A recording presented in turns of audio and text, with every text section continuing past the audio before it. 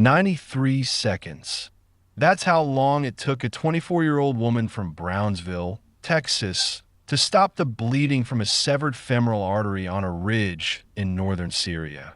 In the dark, alone, at 4 in the morning, after falling 25,000 feet through the cold. A year later, the man whose life she saved sat at his kitchen table in San Diego on a Sunday morning, reading the newspaper. His wife asked him whether he ever thought about the woman who had saved his life. He looked up. He thought about it for 10 seconds. He said, "Every day." Then he went back to reading.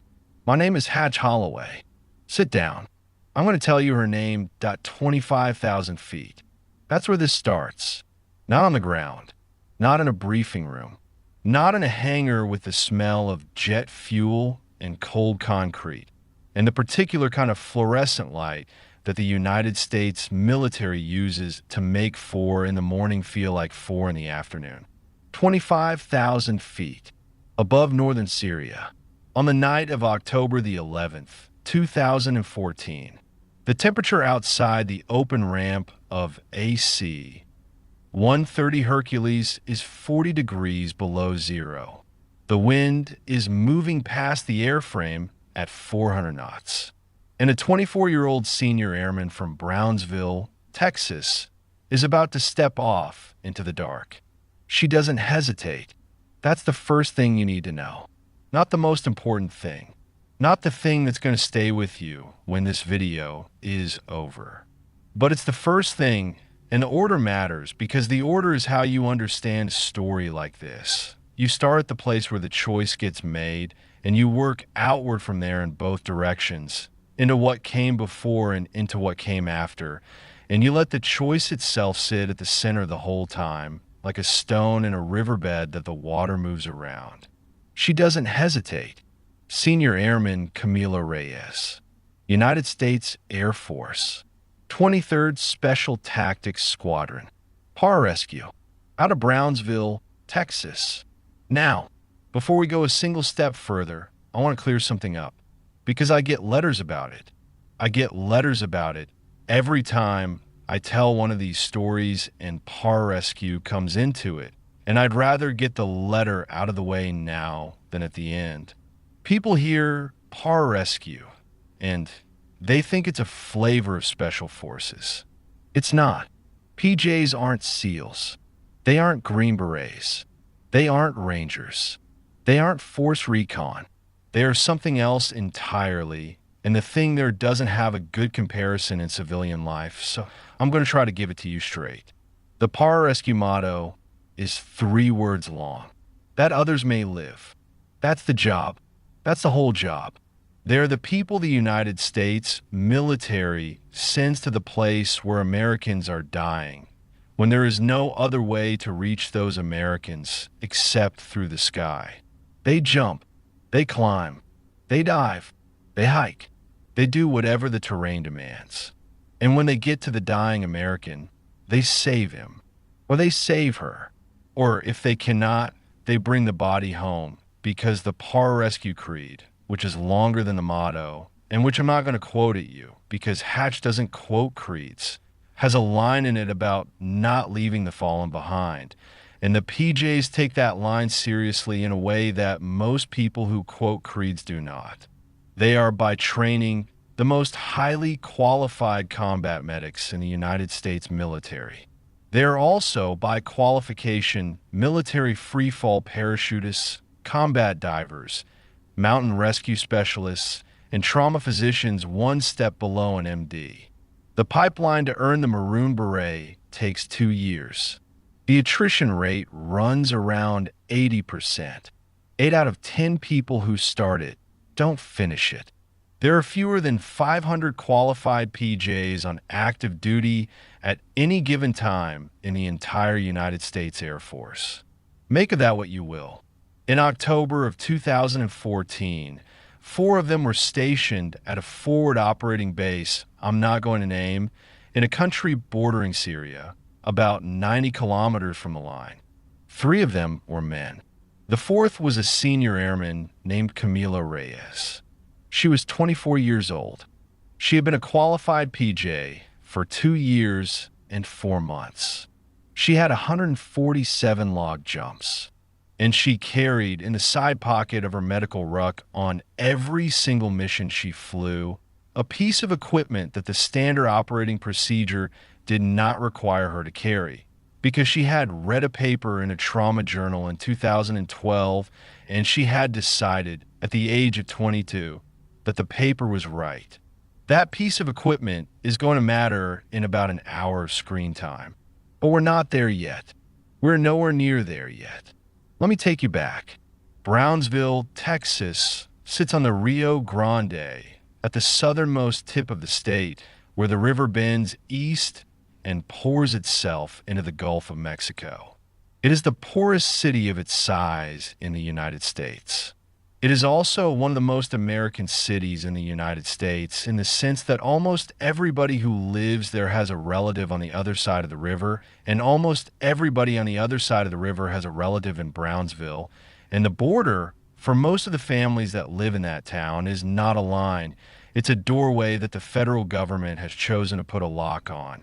Camila Reyes was born in Brownsville in 1990. Her mother, Lucia, was 19 years old. Her father had been deported to Matamoros, just across the river, 6 months before Camila was born, on a charge that Lucia spent the next 11 years trying to get reversed and never did. Lucia raised Camila alone in a 2-bedroom apartment on the east side of Brownsville, working 2 jobs, one a laundromat, one cleaning offices at night. And she did it without complaint and without help, and the only thing she ever asked of her daughter was that Camila do well enough in school to get out of Brownsville and into something better. Camila did well in school. She did well in school in the particular way that quiet children of single mothers do well in school, which is to say she did not seek attention. She did not raise her hand. She turned in every assignment, and she got straight A's from the 2nd grade through the 12th. She read. She read constantly. By the time she was in middle school, she was checking out medical textbooks from the Brownsville Public Library. Actual medical textbooks, the kind that are intended for nursing students and first-year residents. And she was reading them at night under a desk lamp with a notebook beside her, copying out diagrams of the human circulatory system and the human respiratory system and the human nervous system, in handwriting that her mother said looked like the handwriting of a 40-year-old woman. Her mother asked her once, when Camila was 13, why she liked the medical books. Camila thought about it for a long time. Then she said, because they tell you what to do. Her mother didn't understand the answer at the time. She understood it later. Camila liked the medical books because the medical books said, when this happens, you do this. When the bleeding starts here, you put pressure here. When the airway is closing, you open it here. When the heart stops, you do this for 2 minutes, and then you do this, and then you do this. The medical books were a kind of order in a life that had not contained very much order. Camila's father was gone. Her mother worked 2 jobs. Her neighborhood was poor, and her school was overcrowded, and her city was a place that the rest of the country mostly forgot existed. But the medical books said, when this happens, you do this. And Camila found that comforting in a way that most 13-year-old girls do not find medical textbooks comforting. She graduated from Porter Early College High School in 2008, 3rd in her class. She had a scholarship offer from the University of Texas at Brownsville for nursing. She turned it down. She walked into an Air Force recruiter's office in McAllen, Texas, 3 weeks after graduation. She told the recruiter she wanted to be a pararescue jumper. The recruiter, a technical sergeant who had been a fuel systems mechanic for 19 years and had never met a woman who wanted to be a PJ, was kind to her. He explained, in the careful way that recruiters explain things to teenagers who don't know what they're talking about, that pararescue was a closed career field for women. He explained that women could not under the regulations that existed in 2008, attend the Pararescue indoctrination course. He explained that this was a matter of Department of Defense policy, not a matter of his personal opinion, and that he was sorry, and that if she was interested in medicine, he could put her down for the Air Force Pararescue support track, which was a different thing, or for the medical career field, which was a different thing, or for a number of other tracks that were all different things from the thing she had just asked for. She listened. She thanked him. She left. She walked across the street to a coffee shop. She sat down at a table. She opened the notebook she had been carrying since middle school. A black hardcover notebook, the same kind she had used to copy out the diagrams of the human circulatory system. And she wrote down, in that handwriting that her mother had said looked like a 40-year-old woman's handwriting, the date and the name of the technical sergeant and the sentence. Closed career field for women. Not a permanent regulation. Policies change. She underlined the last two words. She enlisted 3 days later as a combat medic. Not pararescue. Combat médic.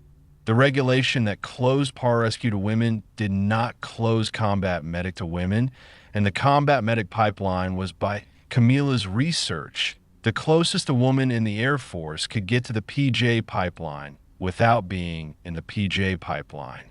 It taught the same trauma medicine in less depth. It led to the same kinds of deployments in less dangerous roles. And it put her geographically near the PJ schoolhouse, where she had decided, find a way in.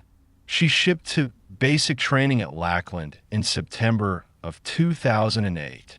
She was 18 years old. She would not become a PJ for another 4 years. I'm going to skip over those 4 years, mostly because if I told you everything that happened in those 4 years, we would be here until next Tuesday, and that isn't the story we're here to tell. But I want to give you a few markers so that when we get back to that C-130 at 25,000 feet, you understand what was on board that aircraft besides a parachute and a medical ruck. Marker 1. In December of 2008, 2 months after Camila Reyes started basic training, the Department of Defense convened a study group on the integration of women into combat roles. That study group would take 6 years to issue its final report. That report would lead, in 2012, to a partial opening of certain combat support specialties to women. That partial opening would not initially include pararescue. It would include pararescue in 2013 after a separate review conducted by a different study group that I am not going to walk you through because the names of those study groups would put you to sleep faster than a country song. Marker 2.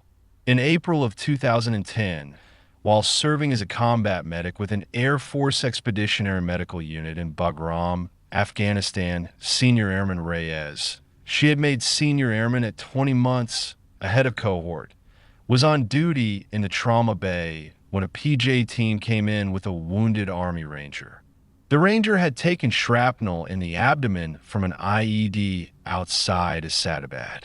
He was bleeding from a wound that was on the wrong side of the artery the PJ in charge had decided was the problem. Reyes saw it.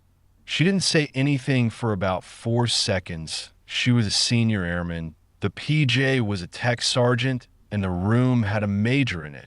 And then she said it because the Ranger was about to die, and she said it in the flat voice of a person who has read a lot of medical textbooks and is not going to be wrong about which side of an artery a wound is on.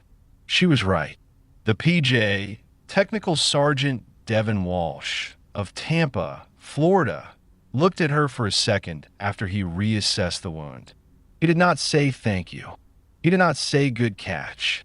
He said, "What's your name, Airman?" She told him.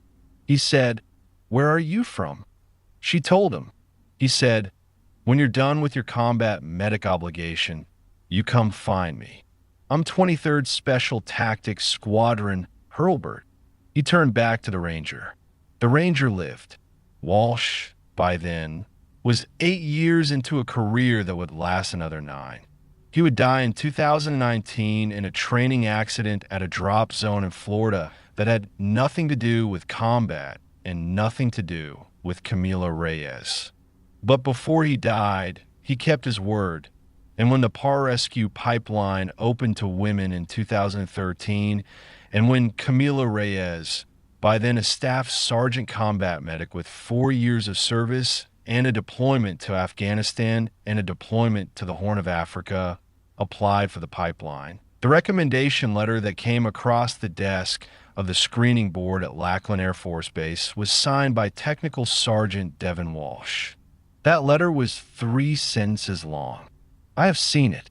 The Air Force released it as part of a Freedom of Information request in 2020 in connection with an unrelated matter, and somebody at Stars and Stripes published a redacted version of it in a long-read piece about the integration of women into special warfare career fields. The 3 sentences read as follows. This airman saved an Army Ranger's life in my trauma bay in April of 2010 by knowing the human body better than I did. I have been a PJ for 10 years.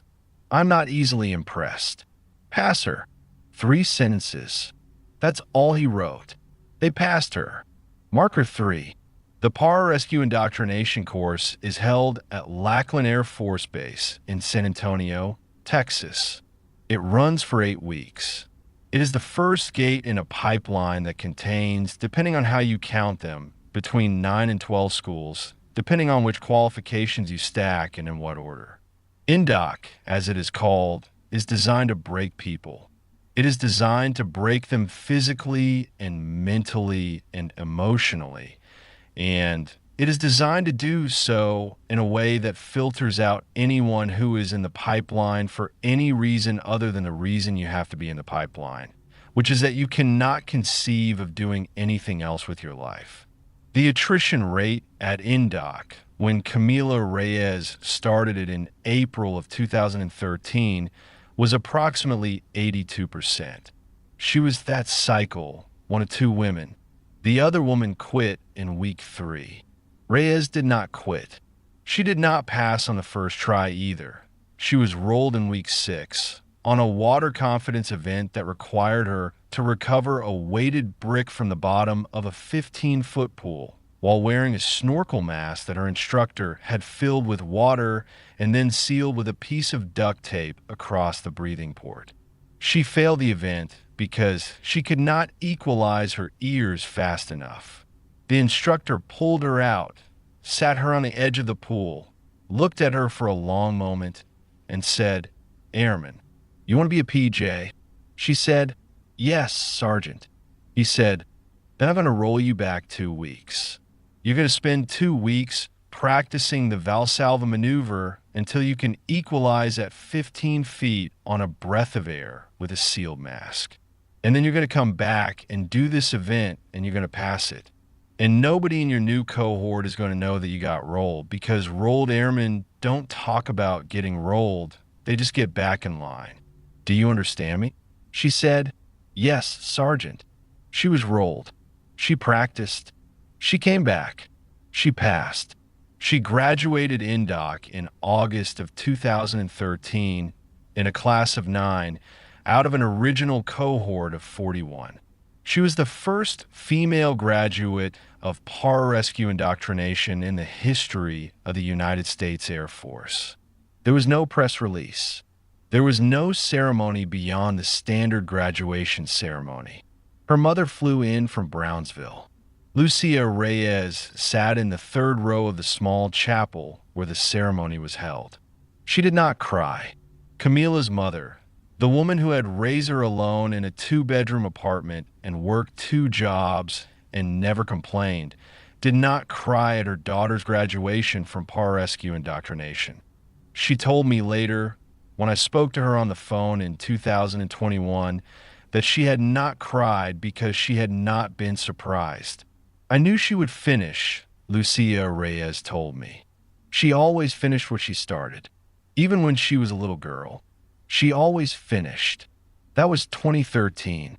Reyes still had 8 schools to go before she could pin on the Maroon Beret, Combat Diver School in Panama City, Florida, Military Free Fall School in Yuma, Arizona, Underwater Egress at Fairchild Air Force Base, Survival, Evasion, Resistance, and Escape, SEER, at Fairchild, Paramedic Certification through the University of Texas Health Science Center, Pararescue Apprentice Course at Kirtland in New Mexico, Advanced Skills Training, Mission Qualification Training, 8 schools, 18 months. She did not fail any of them. She got rolled twice more, once at military free fall on a high-altitude oxygen exam, where she missed a question about hypoxia symptoms of the school's standard answer key was, as it turned out, wrong about, a fact she proved by walking into the schoolhouse commander's office with a printed copy of the relevant Air Force technical order and pointing at the paragraph that contradicted the answer key, which earned her, instead of the failure, a roll forward into the next class and a quiet correction of the answer key for every cohort that came after her. And once at paramedic on a clinical rotation where she diagnosed a patient with appendicitis and was overruled by the attending physician, who diagnosed the patient with food poisoning, and the patient was sent home, and the patient's appendix ruptured 2 days later, and the patient nearly died, and the rotation supervisor decided that Reyes needed an extra 2 weeks of clinical hours because, I quote from the after-action review, which I obtained through the same FOIA request, Senior Airman, Reyes was correct in her diagnosis, but was insufficiently assertive in advocating for her patient. This deficiency must be remediated before she may be allowed to operate independently in a tactical environment where she will not have an attending physician to overrule. I read that paragraph the first time, and I had to put it down and walk outside for a minute. The young woman correctly diagnosed appendicitis. The doctor missed it.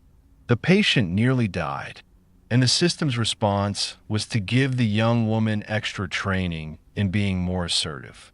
I'm not going to editorialize on that. I'm going to let it sit there. Make of that what you will. She pinned on her Maroon Beret in February of 2014. She was 23 years old. She was the second female PJ in the history of the United States Air Force.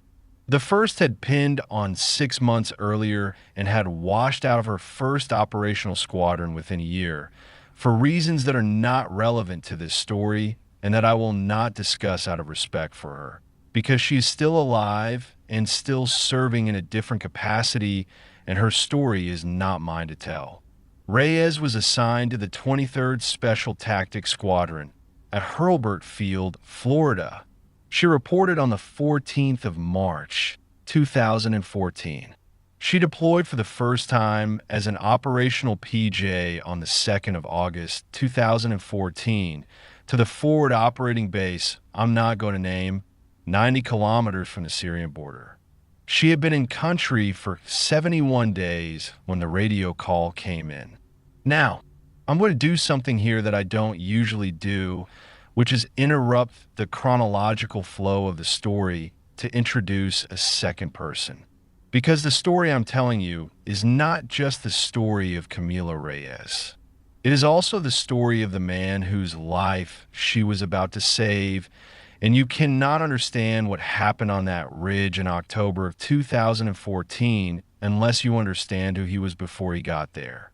His name is in the after-action reports as a series of redactions. The Pentagon has not, to my knowledge, released his identity, and I'm not going to release it either because he is still alive and because he has chosen privacy and because Hatch Holloway respects the choice of a Master Chief Petty Officer to be left alone after 22 years of service in the United States Navy. I'm going to call him by a name that is not his name. I'm going to call him Master Chief Daniel Boyle. The name is invented. The man is not. Master Chief Boyle was born in 1968 in a town in western Pennsylvania that doesn't exist anymore, in the sense that the town is still on the map, but the things that made the town a town the steel mill, the railroad, the high school football team that used to fill a stadium on Friday nights are gone. His father worked at the mill. His father lost a job at the mill when Daniel was 9. His father did not find another job for the rest of his life. And his father died at the age of 54 of what the coroner called cardiac failure, and what Daniel Boyle's mother, until the day of her own death, called a broken heart. Daniel Boyle enlisted in the United States Navy in 1986 at the age of 18, 3 months after his father's funeral. He went to Naval Special Warfare Assessment in 1988. He pinned on his trident in 1989. He was 21 years old. He stayed. He stayed in a way that most SEALs do not stay. The average career of a Navy SEAL, from trident to retirement, is approximately 12 years. Master Chief Boyle's career, from trident to the ridge in northern Syria, was 25 years. He had served in Panama. He had served in the First Gulf War. He had served in Somalia, though not in the same operation that I served in, because the SEALs and the Marines were in Mogadishu at slightly different times and for slightly different reasons. He had served in Bosnia. He had served in Kosovo. He had served, after September of 2001, in Afghanistan and in Iraq, and in places that have not yet been declassified and that I'm not going to speculate about. He had been wounded 4 times before the ridge. He had been awarded the Silver Star twice and the Bronze Star with V device 3 times. Понял, бро. Продолжаю с того места, где оборвалось. Это все еще часть 1. Досказывай ее до конца. 4,300 слов общая цель. И в следующем сообщении после твоей команды, часть 2, пойдет следующий блок. Underscore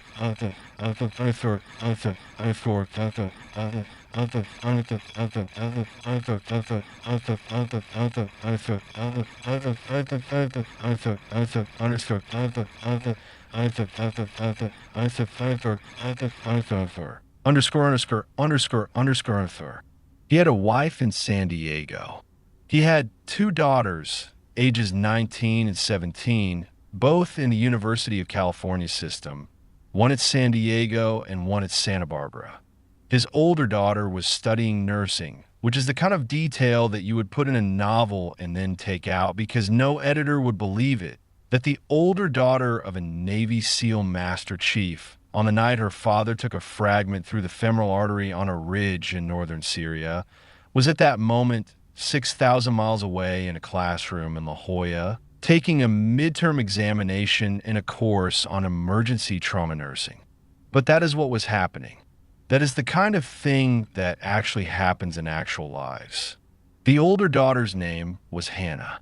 She would not learn that her father had been wounded for another 48 hours, and she would not learn the details of what happened on that ridge for another 4 years. And when she did learn, she would call her mother from a phone in the hallway of a hospital in San Diego, where she was by then a first-year registered nurse, and she would cry for 11 minutes without speaking, and then she would hang up the phone and go back to work, because she had a patient in room 412 who was bleeding from a surgical site, and the patient did not care whose daughter she was. The younger daughter's name was Grace. She was a freshman at UC Santa Barbara, studying marine biology, which she had decided on in the 8th grade after a family trip to the Channel Islands, and which her father had been quietly delighted about for 6 years. Because a Navy man's youngest daughter studying the ocean was, he told his wife once, the kind of small good thing that made a career worth it. His wife's name was Sarah. She had been a Navy wife for 23 years. She had moved 14 times. She had raised 2 daughters in 7 different houses on 3 different coasts. She had buried friends, wives of teammates, at the rate of approximately 1 every 3 years for the entire run of the post-September 11th wars. And she had stopped going to memorial services in 2012 because she had decided that she could not afford, emotionally, to attend any more of them and still be able to function as the wife of a man who was still deploying. Master Chief Boyle had not asked her to stop attending. He had understood. The Master Chief had understood a great many things over 25 years that he had never asked his wife to explain to him, and Sarah had understood a great many things about her husband that he had never explained to her. And that was the marriage. That was the whole marriage. It was a marriage built out of silences that both people understood, and most of those silences had to do with the question of whether he was going to come home. And most of the time he had come home, and most of the time she had not asked where he had been. On the night of October the 10th, 2014, which was the night before the Ridge, San Diego time being 10 hours behind northern Syria, Sarah Boyle had gone to bed at 10:30. She had not heard from her husband in 11 days. This was not unusual. She had read for 40 minutes and then turned out the light. She slept. She would be woken at 3:47 in the morning by a phone call from a man in a Navy uniform who would not tell her on the phone whether her husband was alive, and who would say only that a car was on its way to her house and that she should wait for the car. She would wait. The car would arrive 26 minutes later. The man who got out of the car would be a lieutenant commander she had met twice before, and he would say before he was inside the front door, "He's alive, Sarah, he's alive. He's going to make it," because he knew her and he knew what the previous 26 minutes had been for her, and he knew that if he made her wait another 6 seconds for that information, he would never forgive himself. But that's later. That's San Diego time. We're still in Syria time, on the Ridge, at 02:31 hours on the morning of October the 11th. And the Master Chief is bleeding, and a young woman from Brownsville is asleep in her quarters 2 buildings over from the ready room, where her name is about to be called. Let me tell you what was on a Ridge. A 6-man SEAL element, designated as part of a larger task force whose name is still classified, had been inserted by helicopter at 0100 hours, 4.5 hours before the moment we're about to talk about. The mission was a reconnaissance task, to observe and report on a meeting that was supposed to take place at a structure in a valley on the far side of the Ridge, between 2 individuals whose names are still classified and whose identities I am not going to speculate about. The team's job was to watch, photograph, and leave. The team's job was not, under any circumstances, to engage. The meeting did not take place. What took place instead was an ambush. The enemy element. And I'm going to use the word enemy because that is the word the after-action report uses, and because the question of which specific organization the enemy was affiliated with is the kind of question that has changed 3 times in the public record since 2014, and that I'm not going to try to settle on a YouTube video. The enemy element had known the SEALs were coming, or had known a SEAL-shaped element was coming. The precise nature of the intelligence failure that led to that knowledge is, again, classified, and the after-action review that I have read on it is heavily redacted, and I'm not going to speculate. What matters for the purposes of this story is that when the 6 SEALs took up their observation position on the Ridge at 0147 hours, the enemy was already in position on 3 of the 4 sides of that ridge, and the enemy was waiting. The ambush began at 0204 hours. 2 SEALs, Petty Officer First Class Marcus Kane and Petty Officer Second Class Elliot Reyes, no relation, that surname being one of the most common Hispanic surnames in the American military, were killed in the first 30 seconds. Kane was hit in the head by a round from a position approximately 70 meters to the team's east. Reyes was hit 4 times in the chest and once in the throat by sustained fire from a position approximately 50 meters to the team's north. Neither man suffered. Both deaths were instantaneous. This is the only mercy in the entire operation, and I am going to give it to you cleanly, because the families of those 2 men deserve to know that whatever else happened on that ridge, their boys did not lie there in pain. They were there, and then they were gone. The remaining 4 SEALs returned fire and broke contact toward the only side of the ridge that was not actively under enemy fire, which was the western side, which was a near vertical drop of approximately 300 feet, descending into a draw that was, by every map the team had been issued, impassable. They reached the western edge of the ridge at 02:09 hours. They could not descend. They could not retreat. They could not advance.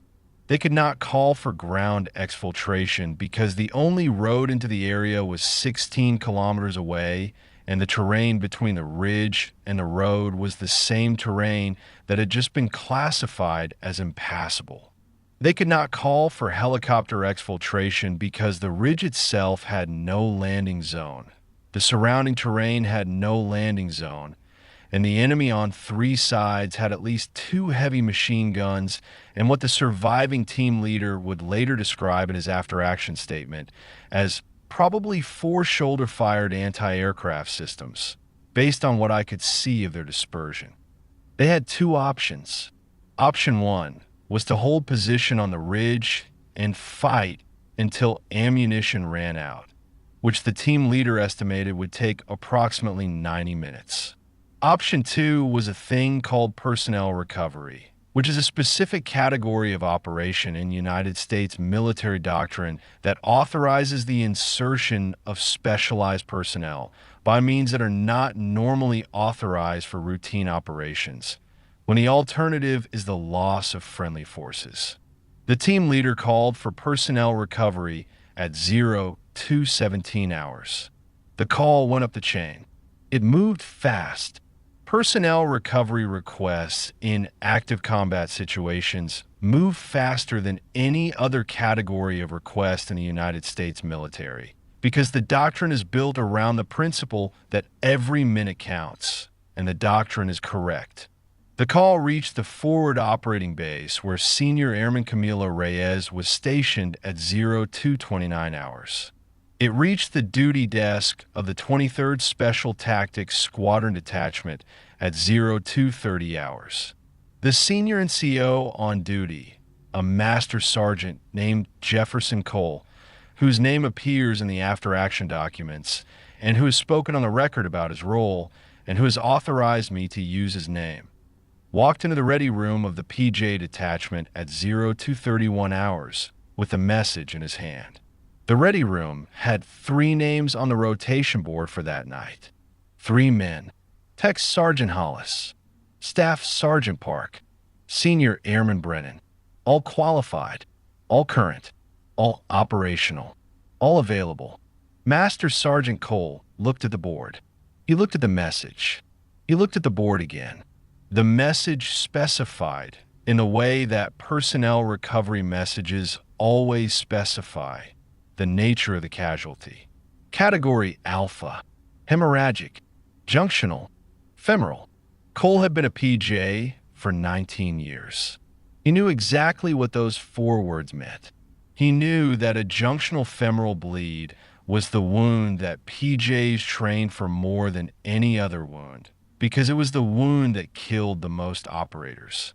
He knew that the standard medical kit issued to every PJ in his detachment contained a CAT tourniquet, a combat application tourniquet, the gold standard for limb hemorrhage, but did not contain a junctional tourniquet. He knew that junctional tourniquets were authorized but not required. He knew that they were heavy and bulky and that most of his guys had decided, individually, that the weight wasn't worth it. He also knew, because PJs know what other PJs carry, that Senior Airman Reyes had been carrying a junctional tourniquet on every mission since the day she joined the squadron. He stood in the ready room for about 11 seconds.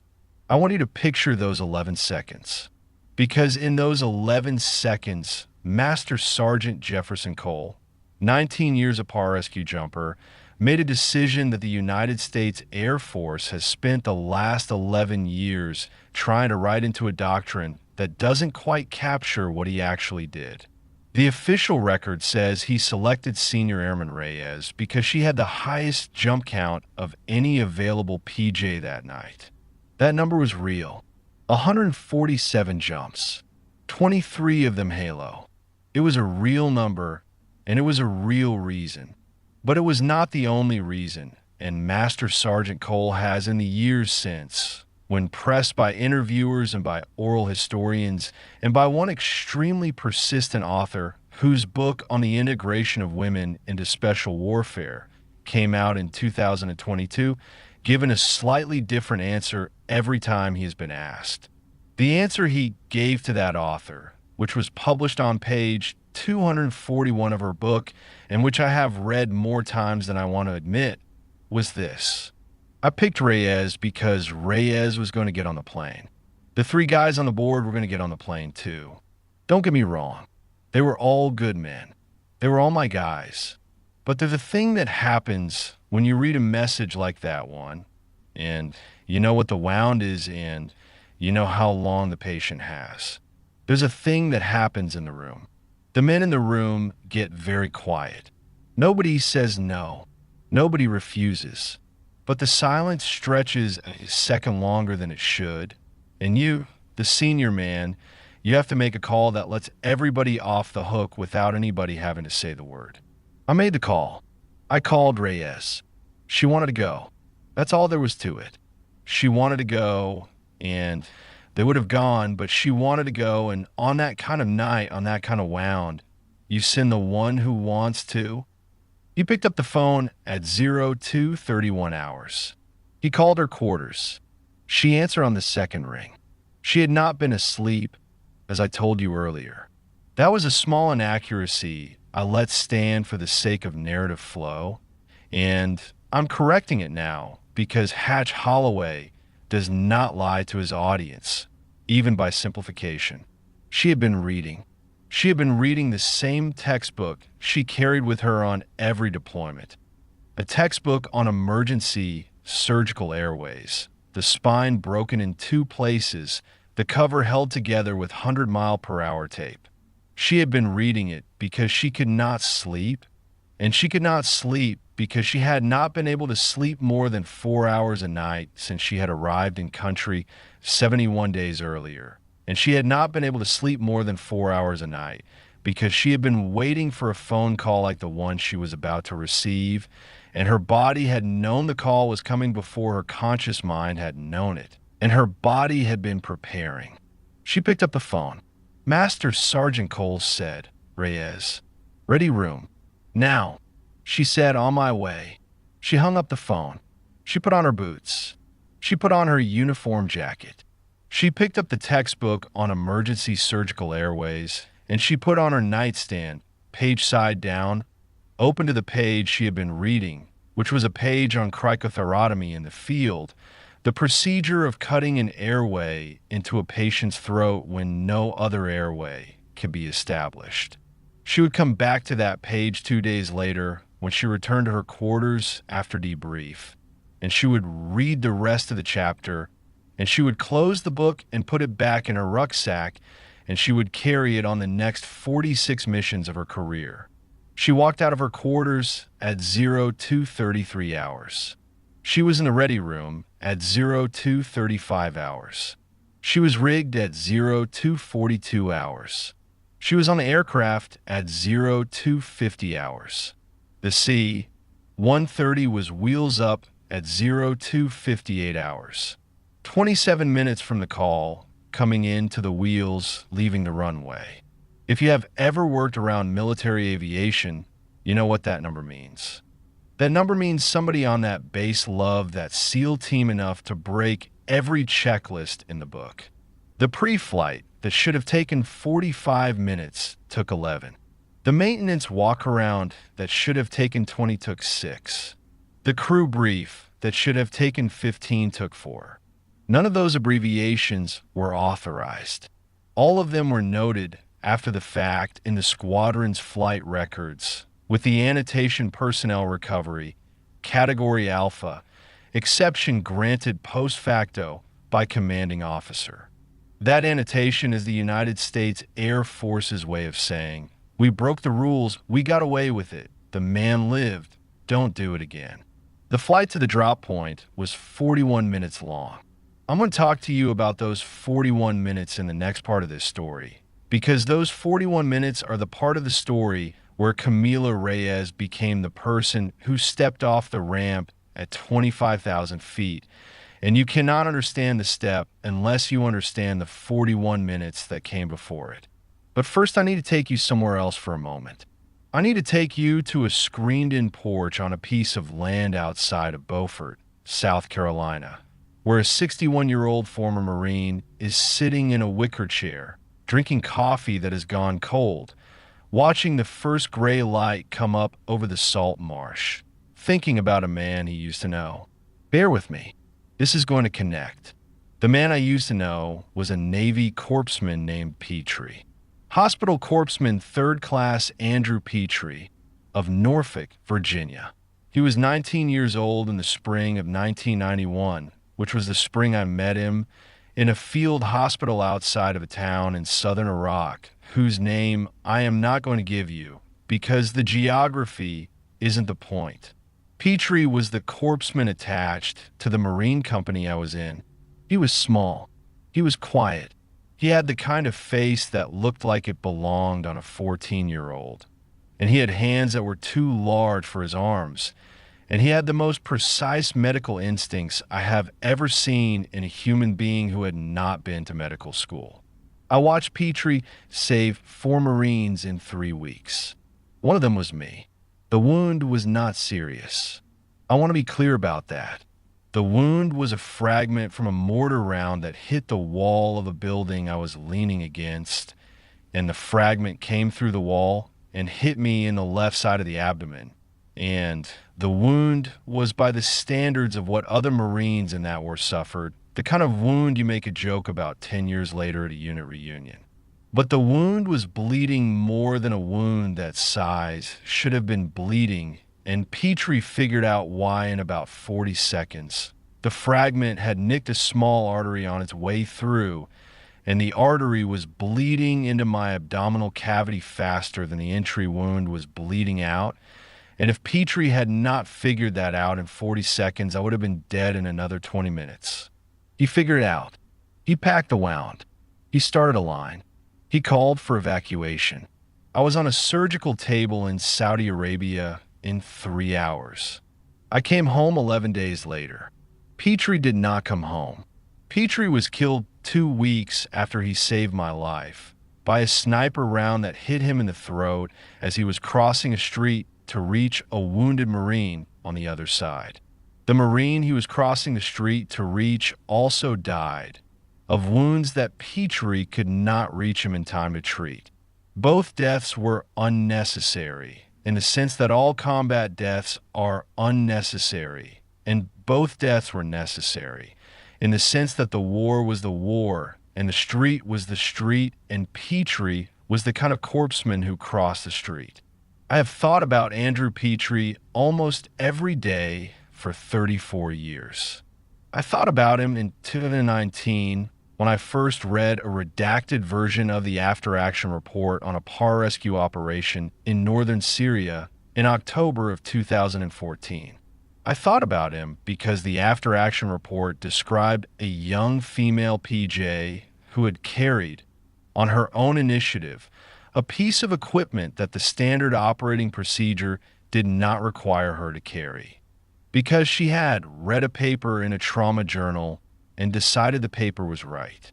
And Petrie, in 1991, had carried in the side pouch of his medical bag a piece of equipment that the standard operating procedure of a Navy corpsman in 1991 did not require him to carry, a small, flexible suction catheter, which he had bought with his own money from a medical supply catalog, and which he had used in the 40 seconds when he was figuring out what was wrong with me, to clear blood from my mouth so that he could see whether I was choking on the blood or whether I was bleeding from somewhere else. He didn't have to carry that catheter. He carried it anyway. He carried it because he had read something somewhere that told him it might matter. And it had mattered. I'm telling you this because I want you to understand something about the kind of person who carries the equipment that nobody requires them to carry. The kind of person who reads the paper that nobody assigns them to read. The kind of person who packs their own rucksack 3 times before a mission because they don't trust anybody else's packing job. That kind of person is not a common kind of person.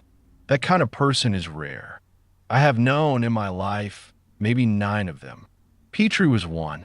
Reyes, although I've never met her and probably never will, is another. And the gap between the people who carry what they're told to carry and the people who carry what they have decided to carry is one of the most important gaps in any human endeavor. And it is the gap that this entire story turns on, and I'm going to keep coming back to it before this video is over. The sun is up over the salt marsh now. The coffee in my cup is cold. AC 130 is climbing through 20,000 feet over northern Syria, and a young woman from Brownsville, Texas, is checking her oxygen for the 3rd time because she does not trust anybody else's check, including her own first 2, and in 18 minutes, she's going to walk to the open ramp of that aircraft and look down at the dark. I'll meet you there. 41 minutes. That's how long the flight was from wheels up at the forward operating base to the drop point over the ridge in northern Syria. 41 minutes is not a long time in the abstract. 41 minutes is the length of an episode of a network television show without commercials. 41 minutes is how long it takes to drive from Beaufort, South Carolina, to the airport in Savannah, Georgia, if the traffic is light. 41 minutes is nothing. 41 minutes is also forever if you're sitting on a webbing seat in the back of a C-130 Hercules at altitude, in the dark, with the cargo bay lit only by a single red bulb above the loadmaster station, and you're wearing 78 pounds of equipment, and you're breathing pre-oxygenated air through a mask that smells like the inside of a rubber tire. And you know that in 41 minutes, you're going to step off the back of the aircraft into the kind of cold that does not feel like cold so much as it feels like a knife. And you're going to fall for 2 minutes and 4 seconds before your canopy opens. And you're going to land on a ridge where the enemy has at least 2 heavy machine guns and 4 shoulder-fired anti-aircraft systems. And you're going to do this alone because personnel recovery in this configuration is a 1PJ operation, because the ridge will not accommodate more than 1 canopy in the available space. And the available space is, by the loadmaster's calculation from the maps, approximately the size of 2 parking spaces in a suburban shopping mall. You sit there in the red light, and the engines vibrate the airframe, and the cold from the unpressurized cargo bay seeps through your gear, and you think. What does Camila Reyes think about in those 41 minutes? I have spent more time than is probably healthy trying to answer that question. I have read every after-action report, every oral history, every interview she has given, which is a small number because she does not give interviews willingly, and the ones she has given have been short and have not contained the answer to this question. I have spoken to Master Sergeant Cole, who briefed her on the aircraft before takeoff. I have spoken to the loadmaster, a tech sergeant named Ronaldo Vega out of Albuquerque, New Mexico, who watched her for the entire 41 minutes from a station 10 feet away. I have spoken to the jump master, a senior master sergeant named Becca Holcomb, who was the only other woman on the aircraft and who would, 2 years later, become the first female jump master in the history of Air Force Special Operations Command. None of them know what she was thinking. Vegas said, when I asked him, that she sat very still, that she did not fidget with her equipment the way most jumpers do in the last 20 minutes before a high-altitude jump, that she did not check her watch the way most jumpers check their watch, that she sat with her hands resting flat on her thighs, palms down, and that she looked at a fixed point on the bulkhead opposite her, and that her breathing was so regular that he could see it counting against the rhythm of the engine vibration, and that he had only ever seen one other jumper do that in his 11 years as a loadmaster on special operations aircraft, and that the other jumper had been a man, and the man had been killed on a different operation 6 months later, and Vega had decided, after watching Reyes for 41 minutes, that the stillness was not a good sign or a bad sign. It was just the sign of a particular kind of person, and that the particular kind of person was the kind of person you wanted on the aircraft when the mission was the kind of mission this one was. Holcomb told me something different.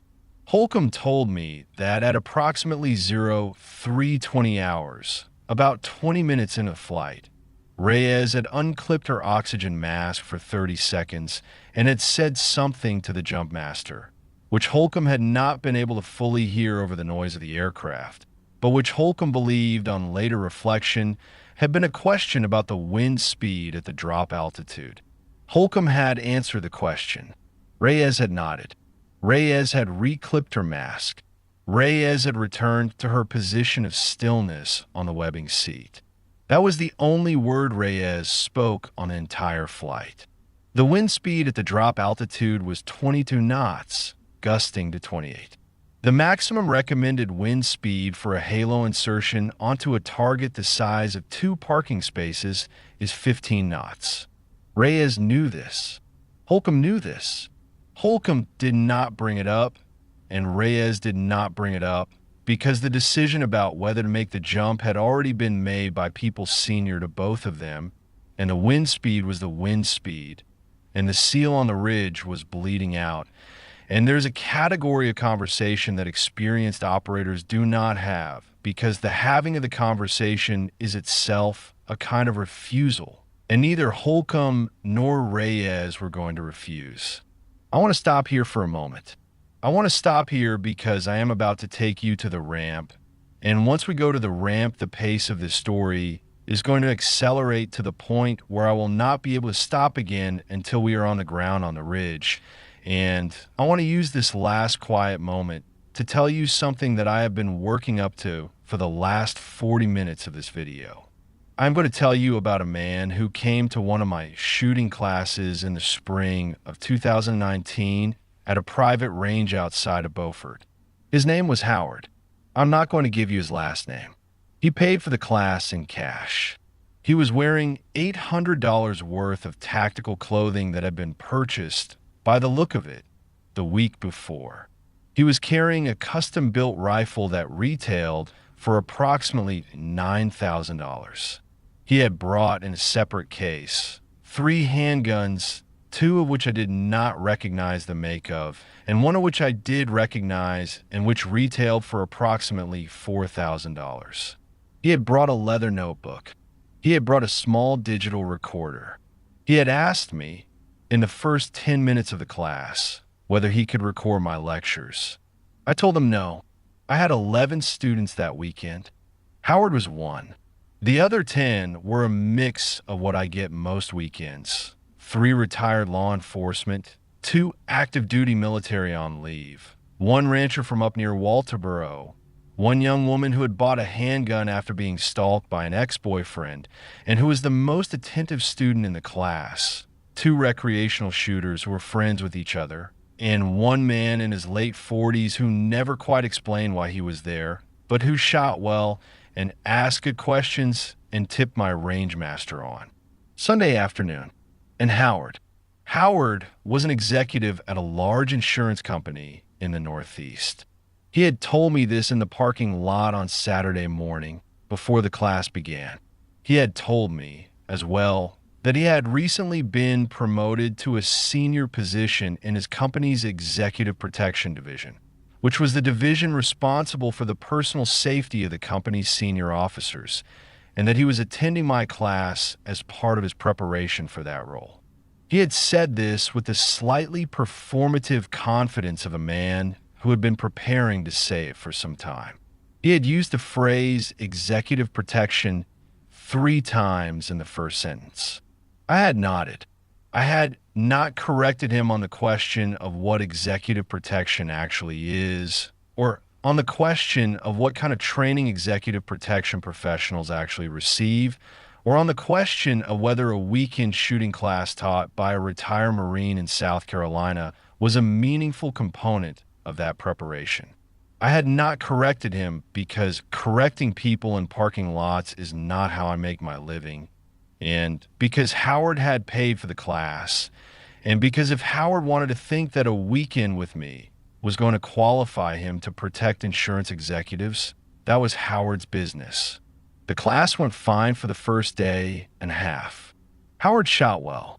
He shot well in a way that people with $9,000 rifles and good coaches and a lot of range time shoot well, which is to say his fundamentals were solid and his groups were tight and his transitions between targets were smooth. He was, on paper, a better shooter than 6 of the other 10 students in the class.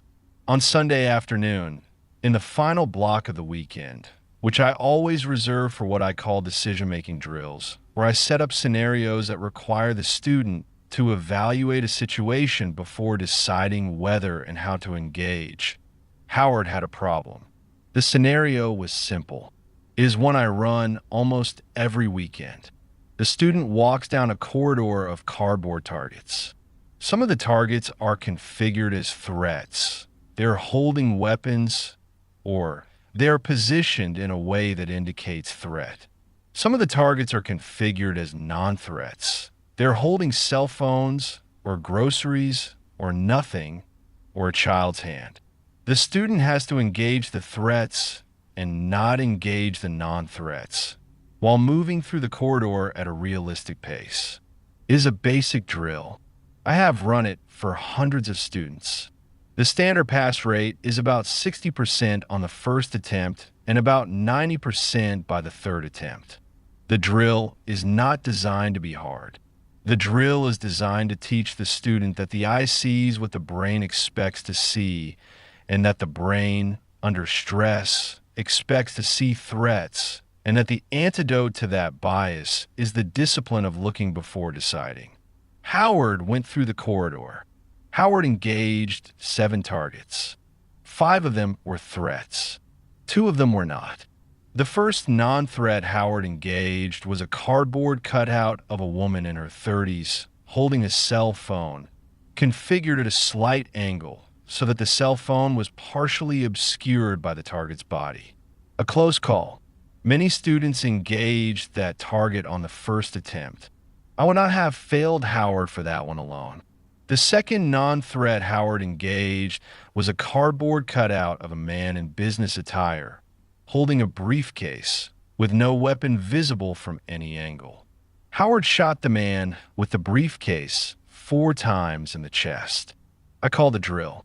I walked Howard back through the corridor. I showed him the targets. I asked him what he had seen. He told me, with no apparent embarrassment, that he had thought the briefcase was a weapon configuration he had not previously encountered. He told me that in the executive protection environment, novel weapon configurations are a known threat vector. He told me that split-second decision-making in dynamic environments is part of the role. I listened to him. I let him finish. I said, "Howard, you shot a guy with a briefcase." He said, "I made a judgment call." I said, "You shot a guy with a briefcase." He said, "In the field, I would have made the same call." I said, "Howard, you shot a guy with a briefcase 4 times in the chest. The drill is over. The lesson is, don't shoot people with briefcases." That's the whole lesson. You don't have to defend the decision. You just have to learn from it. He said, "I disagree with your assessment." He said it in the tone of a man who had spent a lot of time in conference rooms, disagreeing with the assessments of subordinates. He said it with the slight, almost imperceptible smile of a man who believed that disagreement was, in itself, a kind of victory. I looked at him for a long moment. I told him the class was over. I told him I would refund his payment for the Sunday afternoon block. I told him I did not want him on my range again. He left. I have thought about Howard on and off for 6 years. I have thought about him not because he was a bad student. I have had worse students. I have thought about him not because he was a bad shot. He was a fine shot. I have thought about him because Howard, in that moment on the range, demonstrated the precise opposite of the quality I have spent this entire video describing. Howard carried what he was told to carry. He carried the $9,000 rifle that the catalog said an executive protection professional should carry. He wore the $800 clothing that the catalog said an executive protection professional should wear. He read the books, and he took the classes, and he showed up at my range with his leather notebook. And he did all of the things that a man who was performing the role of preparing to protect executives would do. But Howard could not do the one thing that mattered. Howard could not look at a briefcase and see a briefcase. Howard could not tell his brain what was there, instead of letting his brain tell his eye what to see. Howard could not stand on a range in a controlled drill with no actual stress and no actual stakes and no actual consequences and simply look at what was in front of him. And because Howard could not do it on a Sunday afternoon at a range in South Carolina, I knew with the certainty that I know my own name that Howard would never be able to do it in a parking garage in Manhattan or in a hotel lobby in Mexico City or anywhere else that the catalog had promised him he would be useful. Howard would shoot someone with a briefcase someday. I have no way of knowing whether he has yet. I have no way of knowing whether he is still in the executive protection business or whether he washed out of it the way most Howards eventually wash out of the things they are not built for, or whether he is now selling insurance again in an office in Hartford, telling the new hires at the water cooler about that one weekend he spent learning tactical shooting from a Marine in South Carolina. I don't know. I tell you about Howard because I want you to hold him in your mind as I take you back to that C-130 over northern Syria, and as I take you to the ramp, and as I take you down the 2 minutes and 4 seconds of free fall to the ridge, because Camila Reyes is the precise photographic negative of Howard, and the difference between them is not training, and it is not equipment, and it is not opportunity, and it is not even courage. The difference is a thing that I do not have a single word for. The closest word I have for it is attention. The attention to look at a briefcase and see a briefcase. The attention to read a trauma journal in 2012 and decide that the paper is right. The attention to pack your own ruck 3 times because you do not trust anybody else's packing. The attention to sit on a webbing seat in the back of a C-130 for 41 minutes with your hands flat on your thighs and your breath counting against the engine vibration, because the only thing that is going to keep you alive in 2 minutes is the quality of the attention you brought with you onto the aircraft. Howard had every advantage. Reyes had none. The difference was attention. That's all. Now, the Jumpmaster's voice came through the intercom at 03:36 hours. 6 minutes. Reyes stood up. She did not stagger under the weight of her gear, the way most jumpers stagger under that much weight. She moved to the ramp position. She did her final equipment check. She let Holcomb do the secondary check on her main parachute. Her reserve, her oxygen, her medical ruck, her weapon, her helmet, her gloves, her boots, her cold weather gear, her communication equipment, her GPS, her strobe, her chem lights, her radio, her morphine, her tourniquets, 4 cat tourniquets, 1 junctional, 1 extra junctional she had begged off the supply NCO at Hurlburt before she deployed, her hemostatic gauze, her airway kit, her 4 kit, her blood expander, her hypothermia, blanket, her trauma shears, her chest seals, her decompression needles. Every item on the list. Twice. Holcomb finished the check at 0340 hours. The ramp came down at 0341 hours. The cold hit first, 40 below zero. The air pressure at 25,000 feet is about a third of the air pressure at sea level. Reyes was breathing pure oxygen through the mask. The slipstream from a C-130 was tearing past the open ramp at 400 knots, and the temperature differential between the cargo bay and the outside air was, by some measurements, the largest temperature differential a human being can experience on Earth without dying within seconds.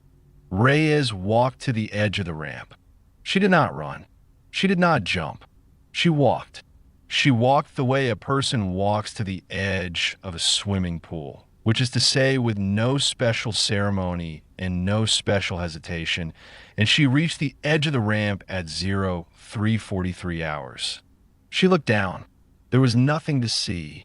The ridge was 35 kilometers downrange and 25,000 feet below, and there was a thin layer of cloud at 15,000 feet, and the moon was a quarter full and on the wrong side of the aircraft, and the only thing visible from the edge of that ramp was darkness. Reyes stepped off.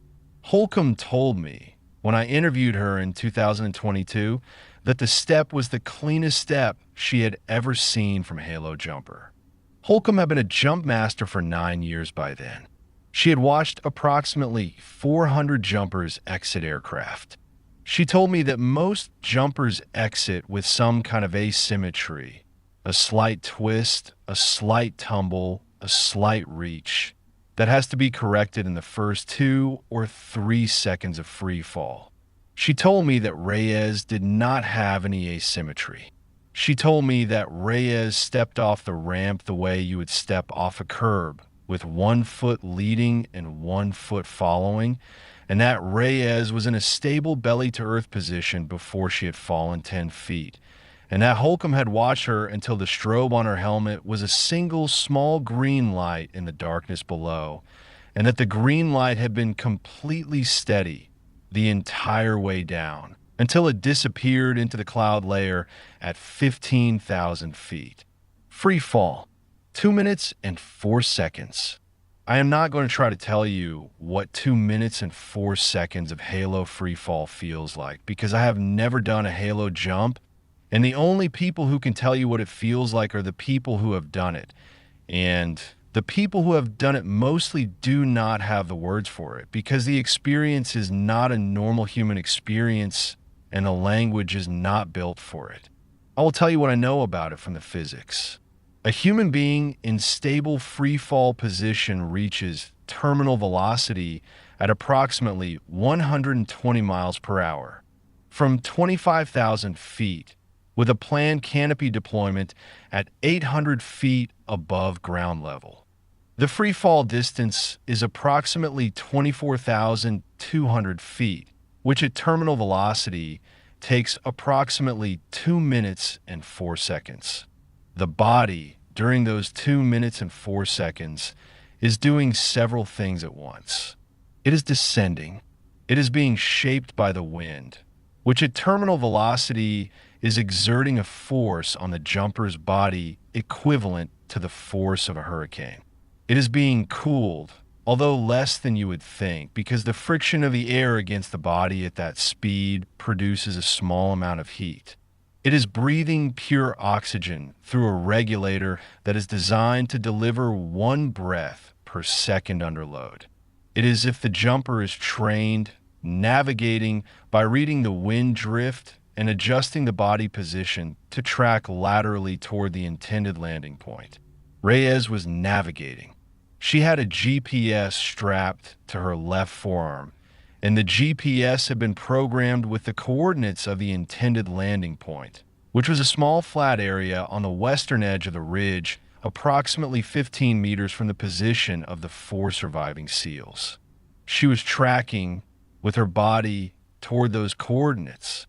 She was making small adjustments, shoulder dip, leg position, arm angle, that translated at terminal velocity into hundreds of meters of lateral movement. She passed through the cloud layer at 15,000 feet, at 03:45 hours and 17 seconds. She broke out of the cloud layer at 14,200 feet at 03:45 hours and 31 seconds. She could see the ridge below her by 03:45 hours and 48 seconds. She could see the firefight by 03:46 hours. The 4 surviving SEALs were taking sustained fire from the north and east. The fire was visible from the air as small, intermittent flashes. The muzzle flashes of the enemy weapons, the slightly different flashes of the SEALs' return fire, the occasional brighter flash of a grenade or an RPG. The fire formed a kind of crescent around the western edge of the ridge, and the western edge of the ridge, the small flat area that was Reyes's intended landing point, was the only piece of terrain within 500 meters of the SEALs that was not under direct fire. Reyes deployed her canopy at 03:46 hours and 12 seconds. The canopy opened cleanly. She had 800 feet to work with. She had a 22-knot wind, gusting 28, in a direction that was almost but not quite aligned with her approach. She had a landing zone the size of 2 parking spaces on a ridge whose surface she could not see in detail, with 3 sides of the ridge under active enemy fire. She landed at 03:47 hours and 3 seconds. She landed inside the intended landing zone. She landed on her feet. She collapsed the canopy in 3 pulls of the riser. She unclipped her harness in 4 seconds. She left the canopy where it lay. Personnel recovery doctrine permits the canopy to be abandoned on hostile terrain, and she ran, in a crouch, toward the position the SEAL team leader had identified by infrared strobe. The distance was 14 meters. She covered it in 11 seconds. The team leader was a senior chief petty officer named, and I am again using an invented name for the same reasons I used one for the Master Chief, Senior Chief Patrick Rourke. Rourke was 41 years old. He had been a SEAL for 19 years. He had served with Master Chief Boyle on 3 previous operations, although they were not assigned to the same team, and he had known Master Chief Boyle professionally and personally for the entire 19 years of his SEAL career. Rourke had a tourniquet on Master Chief Boyle's left leg. The tourniquet had been applied at 02:06 hours, 2 minutes after the Master Chief had been hit. The tourniquet was a cat, applied high on the thigh, approximately 4 inches below the hip joint. The tourniquet had been applied correctly. The tourniquet had reduced the bleeding from the femoral artery by approximately 70%. 70% was not enough. The wound was junctional.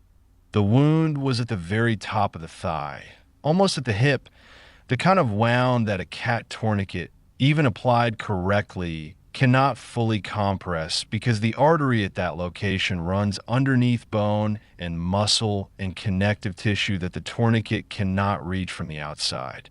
Junctional bleeds account for approximately 19% of preventable battlefield deaths in the post-September 11th wars. They are the wound that PJs train for more than any other. They are the wound that the pararescue community had been begging the Air Force to authorize a specific tourniquet for approximately a decade before the Air Force finally authorized it. And even after the authorization, the junctional tourniquet was not a required piece of equipment. It was an optional one because the equipment was heavy and bulky, and most PJs had decided individually that the weight wasn't worth it. Most PJs, not all. Reyes dropped to her knees beside Master Chief Boyle at 03:47 hours and 14 seconds. She did not speak. Rourke did not speak. There was nothing to say. Rourke moved his hands out of the way. Reyes opened the side pocket of her medical ruck. She removed the junctional tourniquet, a combat-ready clamp, model crock, designed to compress the femoral artery at the inguinal junction by means of a mechanical screw that applied force to a small rigid pad against the wound site. She placed the pad. She tightened the screw. She watched the wound. The bleeding slowed. Then it slowed more. Then, at approximately the 22nd second of compression, the bleeding stopped. Master Chief Boyle was unconscious. He had lost, by Rourke's estimate, approximately 2 units of blood. He was hypotensive. He was hypothermic. He was alive. Reyes had been on the ridge for 93 seconds. I'll meet you on the other side.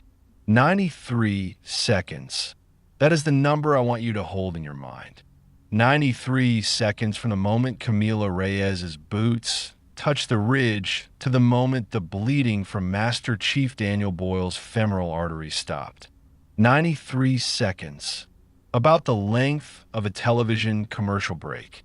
About the length of the time it takes to brush your teeth if you brush them properly. About the length of the time it took you to walk from your kitchen to your bedroom this morning if you live in a normal-size house. 93 seconds. In those 93 seconds, a 24-year-old senior airman from Brownsville, Texas, did the work that 2 years of pipeline training and 4 years of prior medical service and a lifetime of reading medical textbooks under a desk lamp in a 2-bedroom apartment in South Texas had prepared her to do. She did the work cleanly. She did the work without speaking. She did the work without hesitation and without performance, and without any of the things that the movies have taught us to expect from a person who is saving a life under fire.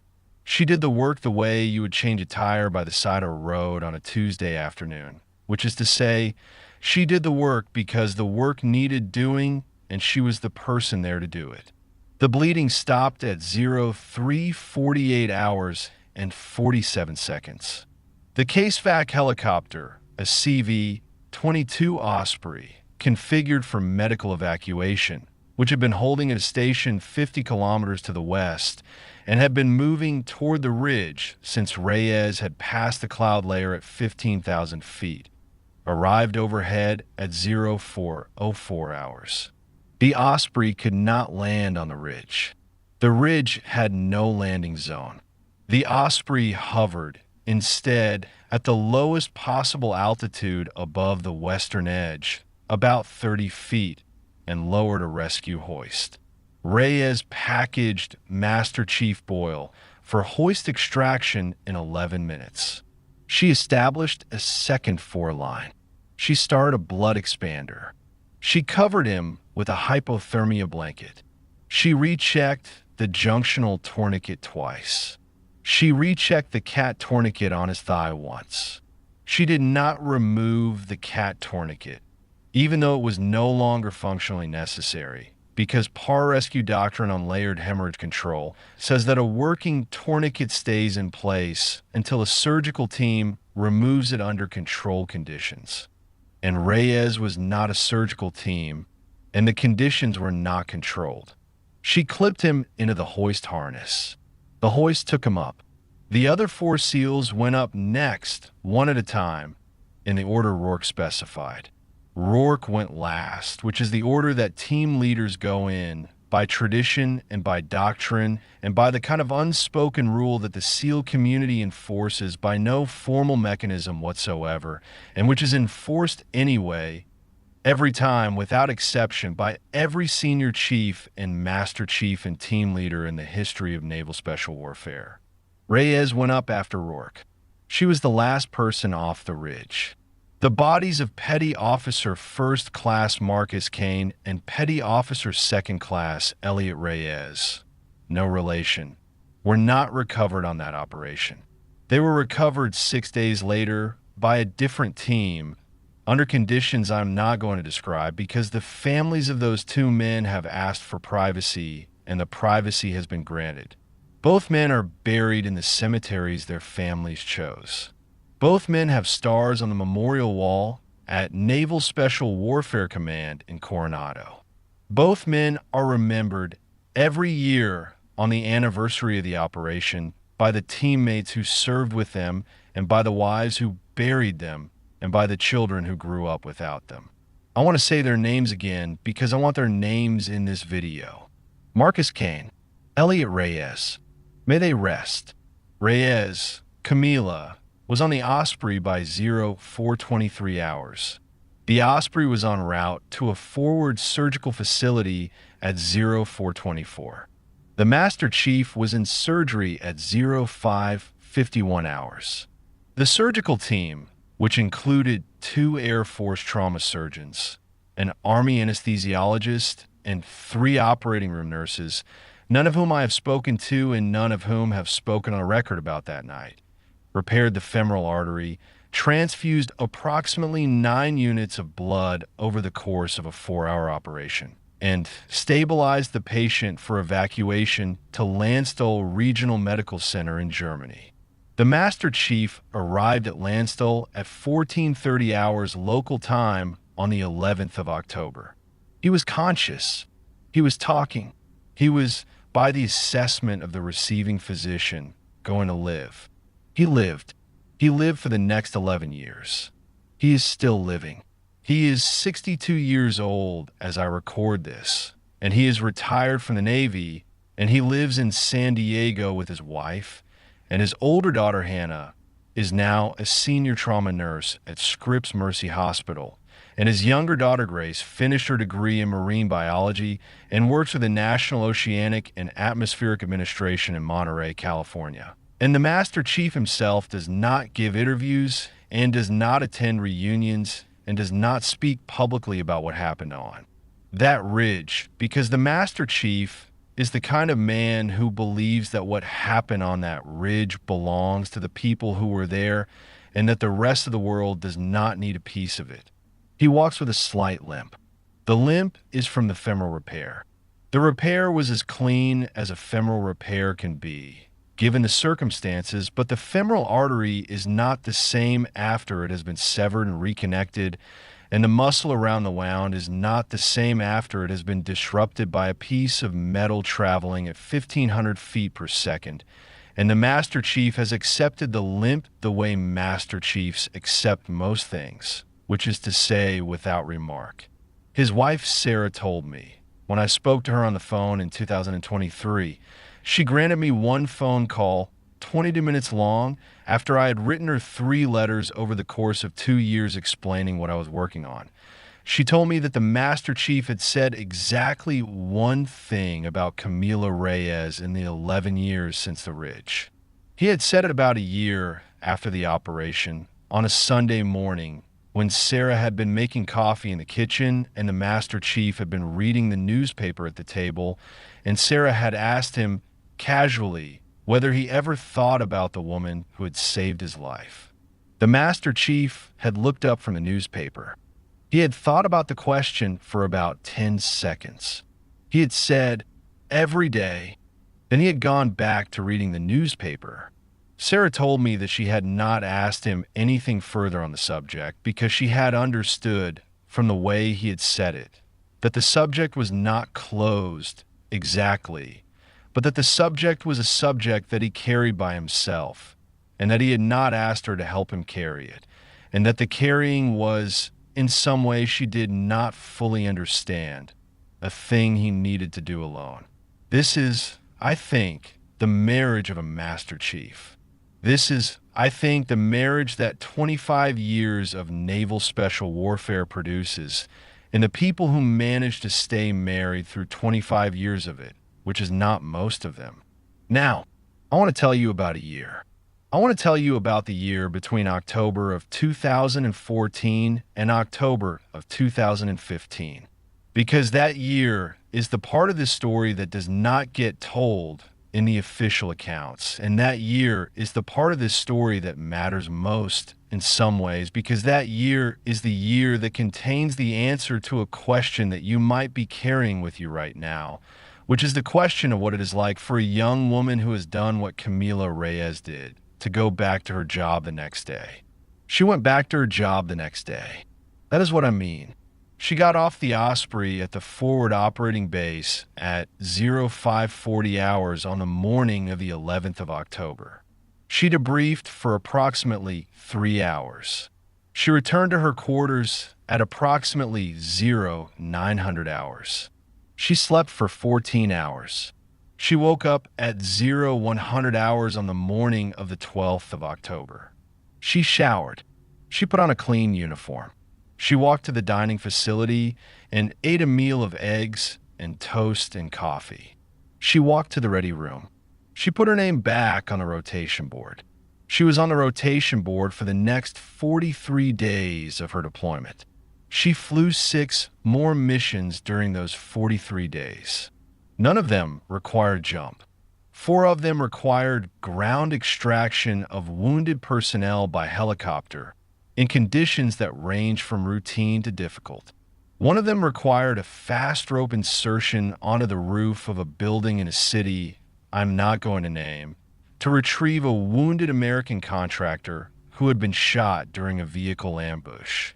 1 of them required nothing at all. The personnel who were the subject of the recovery request had been recovered by other means before the PJ team arrived, and Reyes and her teammates returned to base without leaving the aircraft. She redeployed home on the 23rd of November, 2014. She was promoted to Staff Sergeant on the 1st of January, 2015. The promotion had been on track before the operation. The operation did not accelerate the promotion. The Air Force, in its bureaucratic wisdom, does not accelerate promotions for pararescue operations on the theory that promotions should be based on the totality of an airman's service and not on individual events. She was awarded the Silver Star on the 14th of April, 2015. The Silver Star is the 3rd highest military decoration for valor in the United States Armed Forces. It is awarded for gallantry in action against an enemy of the United States. It is not awarded lightly. The citation for Reyes's Silver Star, which I have read in full and which has been declassified and which is available in the public record, describes the operation in the appropriately spare language of military citations. It does not name Master Chief Boyle. It does not name Senior Chief Rourke. It does not name Kane or Reyes no relation. It describes the action by reference to the role each participant played. And it concludes with the standard formulation that Senior Airman Reyes's actions reflect great credit upon herself and the United States Air Force. She accepted the Silver Star at a ceremony at Hurlburt Field, Florida, on a Tuesday morning in front of approximately 200 people, most of whom were members of her squadron and their families. Her mother flew in from Brownsville. Lucia Reyes sat in the second row of folding chairs on the parade ground. She wore a navy blue dress that she had bought at a department store in McAllen the week before. She had her hair pulled back in the way she had worn it for 30 years. She did not cry at the ceremony. The wing commander, a 1-star general whose name is in the program, and which I am not going to bother to repeat, pinned a medal on Reyes's uniform and shook her hand and made a short speech about the values of the United States Air Force, and the ceremony was over in 22 minutes. Afterwards, there was a small reception in the squadron building. Lucia Reyes stood at the edge of the reception room for most of it, holding a paper plate with a piece of cake on it, watching her daughter shake hands with men in uniforms. She did not approach. She did not interrupt. She waited until the reception was nearly over and most of the men in uniforms had drifted away, and then she walked across the room to her daughter, and she put her arms around her daughter, and she held her daughter for approximately 20 seconds. She did not say anything during those 20 seconds. When she released her daughter, she looked at her and she touched the silver star on her uniform with one finger very briefly, and she said in Spanish, and I'm translating because Lucia Reyes told me this in Spanish when I spoke to her on the phone. and the Spanish does not translate cleanly into English, but I'm going to try. She said, Mija, the man you saved. Does he know your name? Camila said, Yes, Mama. He knows my name. Lucia said, Good. That is good. A man should know the name of the woman who saved his life. It is good that he knows. And then they ate cake.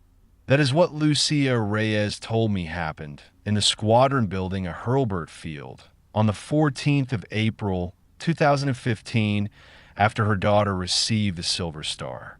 I tell you this because the official record of that ceremony, the photographs that were taken by the Air Force photographer, the citation that was read aloud by the adjutant, the speech that was given by the wing commander, does not contain any of it. The official record contains a young woman in uniform, standing at attention, receiving a medal from a general. The official record does not contain a mother from Brownsville in a department store dress, asking her daughter whether the man she saved knows her name. But the second record is the real one. The second record is always the real one.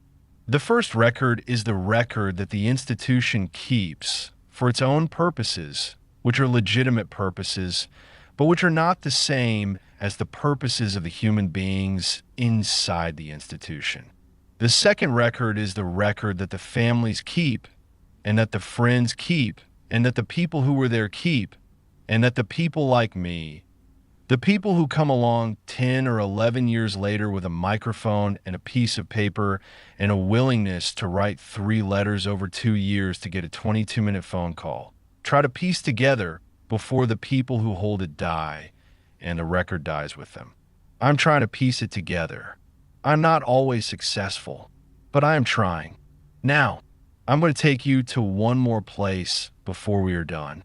I'm going to take you to the Naval Special Warfare Command Headquarters in Coronado, California, on the second floor of a building that I am not going to describe in detail, in a corridor that does not appear on any public floor plan, in a room that has a single door and no windows, and that is not, by the official designation, a room that exists.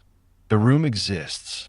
The room is approximately 12 feet by 14 feet. It contains a long wooden table, 12 chairs, and a small podium at one end. The walls are painted the particular kind of off-white that institutional walls are painted, and the floor is the particular kind of industrial carpet that institutional floors are carpeted with, and the lighting is the particular kind of recessed fluorescent that institutional lighting is recessed in. The room is used occasionally for ceremony. The ceremony is not in any handbook. The ceremony is not part of any official curriculum. The ceremony is not approved or disapproved by anyone at the Department of Defense because the ceremony is not, in any formal sense, a thing that happens. The ceremony is a thing that the SEAL community does for itself. When the SEAL community has decided that something needs to be done, and when no existing mechanism in the formal military structure is adequate to do it. The ceremony was held on the 17th of November, 2015. It was held for a single recipient. The recipient was Staff Sergeant Camila Reyes, United States Air Force. She had been flown to Coronado on official orders that described the purpose of the trip as liaison consultation with Naval Special Warfare Command staff regarding inter-service pararescue coordination, which is the kind of phrasing the United States military uses when the United States military does not want anyone to know what it is actually doing. She had been picked up at the airport by a senior chief petty officer in civilian clothes, in a Navy sedan, and driven to the headquarters building. She had been escorted to the room. She had been told on the way that the meeting she was about to attend was not a meeting she was authorized to discuss with anyone, including her own chain of command, and that the meeting would not appear in any record, and that she was free to decline to participate if she so chose. She did not decline. She entered the room at 1400 hours. The room contained 12 men. The 12 men were not introduced to her by name. She did not need to be told who they were.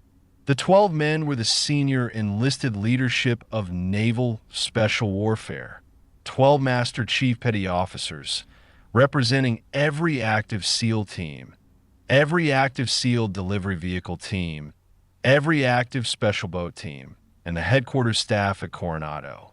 The 12 men were collectively the institutional memory of the SEAL community at the senior enlisted level, and the 12 men collectively had the authority, by an authority that does not appear in any regulation, to do the thing they were about to do. One of the 12 men was Master Chief Daniel Boyle. He was the one closest to the podium. He was leaning on a cane. He was wearing dress blues. He had lost about 20 pounds since the operation, and his hair had gone almost entirely gray in the year since the ridge, and his eyes were the eyes of a man who had spent some long nights thinking about a young woman for Brownsville. He was the one who spoke. He did not speak from notes. He did not speak from a podium. He stood up from his chair, leaning on the cane, and he walked the 4 steps from his chair to the position at the head of the table. And he stood facing Camila Reyes, and he spoke. I'm going to tell you what he said. I'm going to tell you what he said because Camila Reyes told me what he said in a single email exchange in the spring of 2023 after I had written to her every 6 months for 3.5 years asking for a single piece of information, which was the content of the speech the Master Chief gave in that room on the 17th of November, 2015. She had ignored my first 6 letters. She had answered the 7th. She had answered it in 3 paragraphs, sent from an email address that I am not going to share, and the 3rd paragraph of her answer contained the speech. She gave me permission to use it. She gave me permission on the condition that I not name the Master Chief, which is why I have used an invented name for him throughout this video. She gave me permission on the condition that I not name the room, or the building, or the men present, which I have honored. She gave me permission because she wrote in the 2nd paragraph of her email, "The speech is not mine to keep alone," and the Master Chief gave in a room of 12 people, and I have been the 13th person who carries it for 10 years, and I think it is time for some other people to carry it too. This is what the Master Chief said. Staff Sergeant Reyes, we are not going to thank you. We are not going to thank you because thanking you would be a small thing. And what you did was not a small thing, and we do not insult what you did by attaching a small thing to it. We're going to do something different. In the United States Navy, when a SEAL pins on his trident, the gold pin you have seen on our uniforms, the eagle and the anchor and the trident and the pistol, he becomes, by the act of that pinning, a member of a community that he cannot resign from. He can leave the Navy. He can retire. He can be discharged. But he cannot stop being a SEAL. The trident is the mark of a thing that is permanent. It is the mark of a debt to the men who pinned it on him, and to the men who came before, and to the men who will come after. The trident is not awarded to women. It is not awarded to Air Force personnel. It is not awarded to anyone outside the Naval Special Warfare community. And the regulation on that point is a regulation we are not going to break, because the regulation is the right regulation, and the trident belongs to the people it belongs to. But there is another mark. There is another mark that we use in the community for the men and women who do not wear the trident, but who have, in the judgment of the community, earned a place that the trident would represent. The mark is not metal. The mark is not cloth. The mark is a sentence, and the sentence is spoken by a Master Chief in the presence of other Master Chiefs, and the sentence is not written down, and the sentence is not recorded, and the sentence does not appear in any file. Staff Sergeant Reyes, the sentence is this: you have a seat at our table for as long as you live, in any room of ours that you walk into, in any operation of ours that you fly on, in any moment of your life, from this moment to the last one, when you need anything that this community can provide. You have a seat. You do not have to ask. You do not have to remind us. You do not have to prove it again. The seat is yours. It was yours the moment your boots touched that ridge. It will be yours the day they put me in the ground. It will be yours the day they put the last man in this room in the ground. And after we are all on the ground, the men who come after us will know your name, and they will know what you did, and they will hold the seat for you, because that is how this community works, and that is how it will always work. And we're telling you now in this room so that you will know. That is all. The men in this room are going to come up one at a time and shake your hand. You don't have to say anything. You don't have to do anything. Just stand where you are. We'll come to you. And then they did. One at a time. 12 men. 12 handshakes. Master Chief Boyle was the last. He held her hand for about 4 seconds. He did not say anything. He nodded. He let go. And the ceremony was over. There was no reception afterwards. There was no cake. There was no Air Force photographer. Reyes was driven back to the airport by the same senior chief in the same Navy sedan, and she flew back to Hurlburt that night. And she went back to work the next morning, and she did not tell anyone about the room or the speech for the next 8 years, until she sent me 3 paragraphs from an email address that I am not going to share. I do not know if she has told anyone since. I have not asked her. She does not owe me an answer. Now, the sun is high over the salt marsh.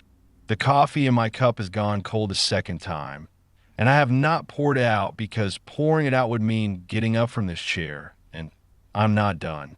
I want to tell you 3 things before I am done. The first thing is this. I have told you tonight about a young woman who carried a piece of equipment that she was not required to carry. I have told you about a corpsman named Petrie in 1991 who carried a suction catheter that he was not required to carry. I have told you about a man named Howard in 2019 who carried $9,000 worth of rifle that he was not required to carry, but who could not look at a briefcase and see a briefcase. The thread that runs through all 3 stories is the thread of what a person decides to carry and why. The decision is not always heroic. The decision is not always wise. The decision is sometimes, as in Howard's case, the decision of a person who is performing the role of being prepared rather than the decision of a person who is actually prepared. The difference between the two is not visible from the outside. The difference is invisible until the moment of the test. And then the difference is the only thing that matters. And after the moment of the test, it is too late to change. I'm not going to tell you what to carry. I'm going to tell you to think about what you carry.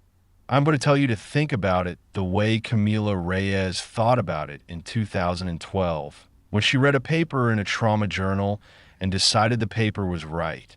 I'm going to tell you to think about it not as a performance and not as a hobby and not as an identity, but as a set of small decisions made over years about what you will have with you when something happens.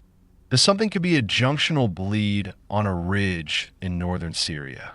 The something could be a fire in your kitchen. The something could be a phone call at 3 a.m. from a hospital in another state, telling you that someone you love has had a stroke and asking you to make a decision about a procedure you have never heard of. The something will come. The something always comes. And what you have with you in the moment the something arrives is the thing you decided to carry on a Tuesday afternoon sometime in the years before. That is the first thing. The second thing is this. Camila Reyes is 41 years old as I record this video. She left active duty in 2021 after 13 years of service at the rank of Master Sergeant. She is now an instructor at a civilian trauma medicine program associated with a major university hospital in the Southwest, where she teaches surgical airway technique and junctional hemorrhage control to emergency medicine residents and to military medical personnel from all branches of service. She is married. She has a young son. Her mother, Lucia, lives nearby and helps with the child. And Lucia is 68 years old now and is, in Camila's word from the email she sent me, the same woman she was at 30, only with fewer apologies. Camila does not give interviews. She does not appear at conferences. She does not write books. She does not maintain a social media presence. She does not, as far as I can determine, talk about the Ridge with anyone except the people who were there and the Master Chief and her mother and her husband, who is a former Army medic and one civilian therapist whom she's been seeing once a month since 2017, and who is, by Camila's account, the only person in her life who has ever asked her the question that she most needed to be asked, which was not what it felt like to step off the ramp, and was not what it felt like to land on the Ridge, and was not what it felt like to receive the Silver Star, but was the question asked in a small office in a strip mall on a Thursday afternoon in the second year of their work together, of whether she believed in the small hours of the morning when she could not sleep that she had been the right person for the job. She had thought about the question for a long time. She had said, finally, that she did not know. She had said that on most days, she believed she had been. She had said that on some days, she believed that any of the three men on the rotation board that night would have done the same thing, and that her name had been called by accident, and that the accident had been the only difference between her and them, and that the accident was not a thing she had earned. She had said that on a few days, 3 or 4 times a year, no more, she believed that the accident was the thing, that the accident was always the thing, that every life that gets saved on every ridge in every war gets saved by the accident of which name is on the rotation board, and that the people who try to make a meaning out of the accident are making the meaning up. The therapist had asked her which of those answers she believed was the true one. Camila had said, all 3, at different hours of the night. The therapist had said, that sound about right to me. And that, Camila wrote in her email, was the conversation that taught her she could keep doing the work. I tell you that because I want you to understand that the people who do what Camila Reyes did do not walk away from it whole. They walk away. They walk away functional. They walk away able to get up in the morning and put on a uniform and put their name on a rotation board. And they walk away able, eventually, to leave the rotation board behind and teach in a classroom and marry a man and raise a child and live a life. But they do not walk away whole. And the people who tell you they walk away whole are either lying to you or have not done the work. That is the second thing. The third thing is this.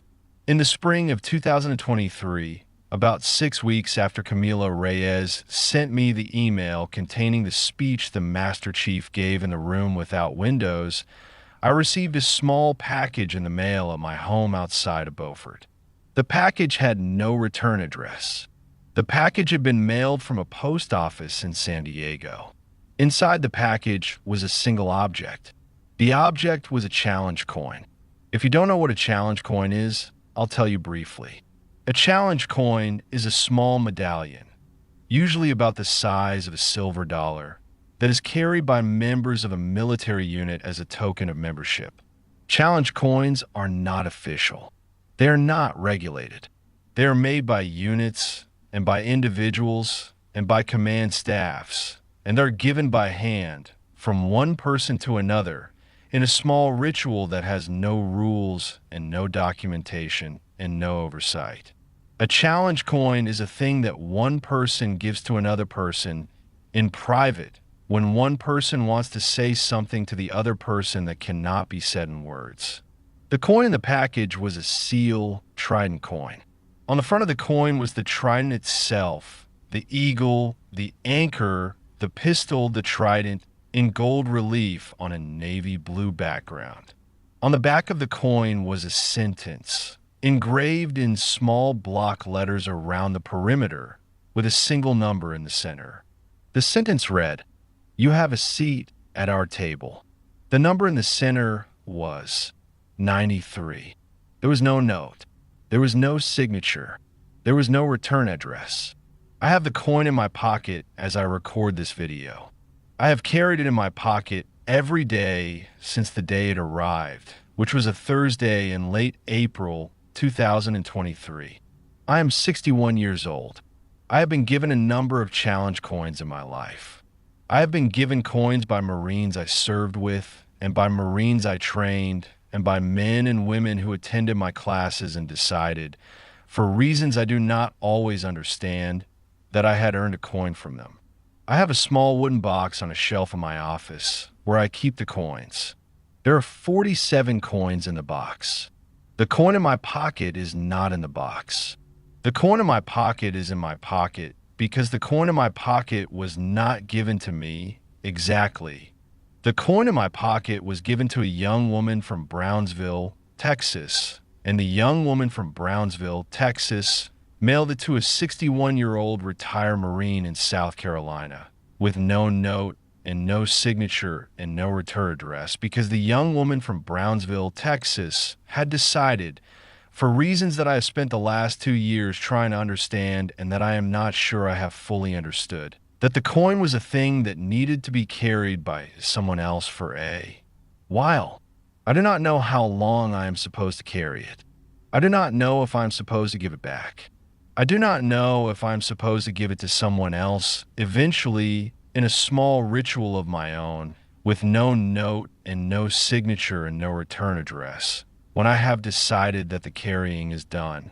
What I know is that the coin is in my pocket today. What I know is that on the back of the coin, the number 93 is engraved in the center, and the number 93 is the number of seconds it took a 24-year-old senior airman to do the work that 2 years of pipeline training and 4 years of prior medical service and a lifetime of reading medical textbooks under a desk lamp in a 2-bedroom apartment in South Texas had prepared her to do. 93 seconds. That is the number. That is the only number that matters. The other numbers, 25,000 feet, 2 minutes and 4 seconds, 41 minutes, 8 schools, 18 months, 11 years, 25 years of marriage, 2 daughters, 2 units of blood, 9 units of blood, 3 sentences in a recommendation letter, 12 men in a room without windows. All of the other numbers in this story serve the number 93. The other numbers are the architecture of the moment. The number 93 is the moment itself. I want you to remember the number 93. I want you to remember it the next time you're deciding whether to read the paper that nobody assigned you. The next time you're deciding whether to pack the equipment that nobody required you to pack. The next time you're deciding whether to do the small, unglamorous, invisible work of preparation on a Tuesday afternoon in the years before the something arrives. The something will arrive. It always arrives. And the people who have done the work in the Tuesday afternoons before will be ready. And the people who have not done the work will not be ready.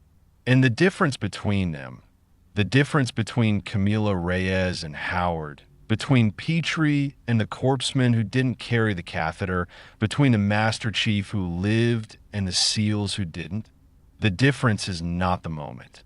The difference is everything that happened before the moment. The moment only reveals it. That is the third thing. That is the last thing. The sun is over the marsh. The coffee in my cup is cold for the third time. There is a dog asleep at my feet that I have not mentioned in this entire story, because the dog is not part of the story, but the dog is here, and the dog is breathing the slow, even breath of an animal that has decided the world is safe, and I'm going to sit with the dog for another few minutes before I go inside. If you have made it to the end of this video, I want to say thank you. Thank you for sitting with me for an hour and a half. Thank you for letting me tell you a story that does not have a tidy ending, because the real stories don't, and I have made a decision on this channel to tell the real ones.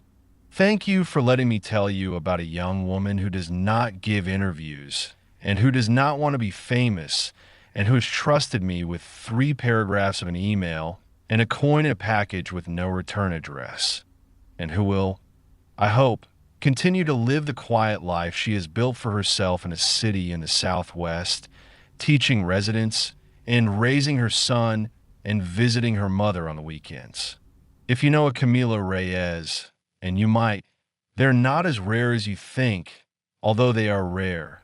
Tell them sometime that you see what they carry. Don't make a speech about it.